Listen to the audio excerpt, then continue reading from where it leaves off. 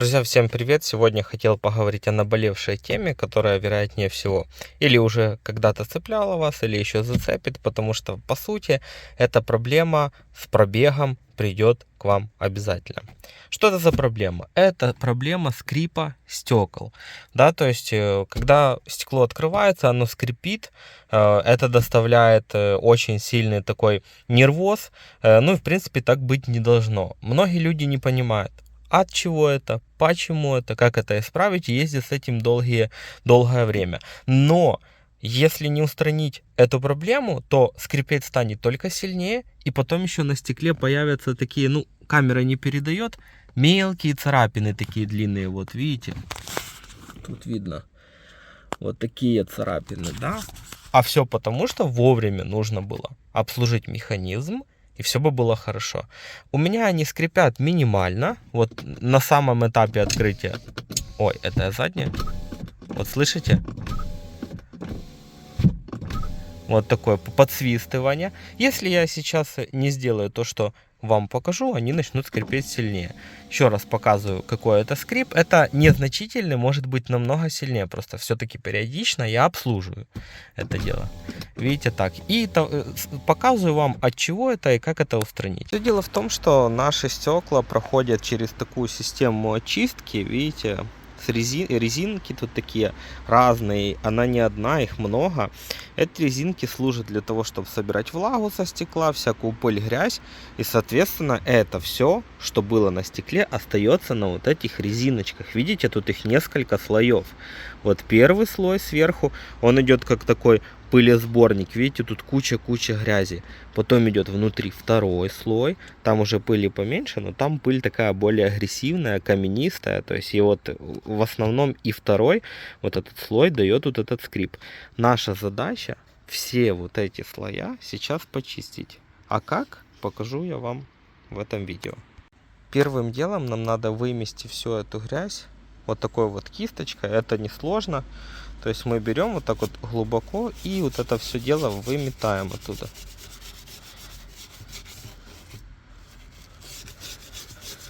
Видите, а грязи там не то чтобы много, там ее нереально много.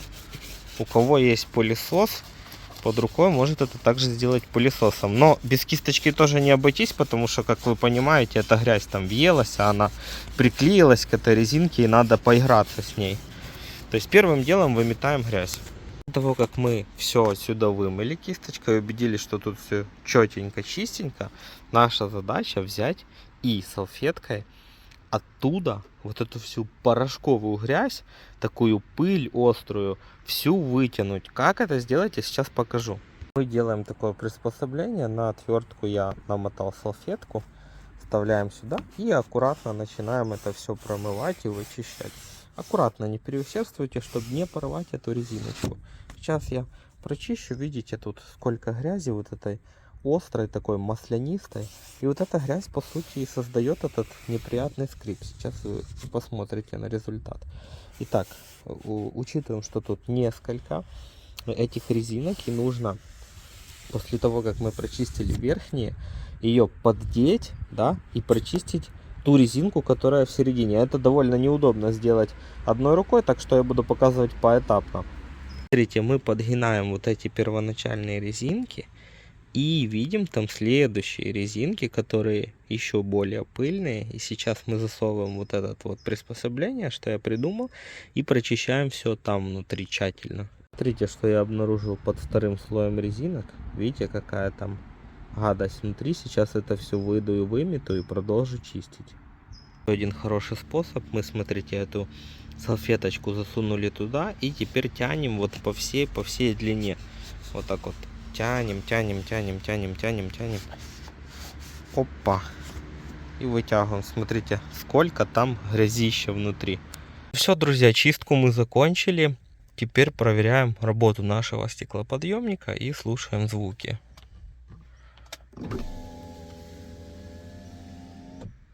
Абсолютно тихонько, легенько открылся. И абсолютно тихонько, легенько закрылся. Тема рабочая, пользуйтесь, обслужите свои резинки, и тогда у вас не будет ни скрипа, ни проблем.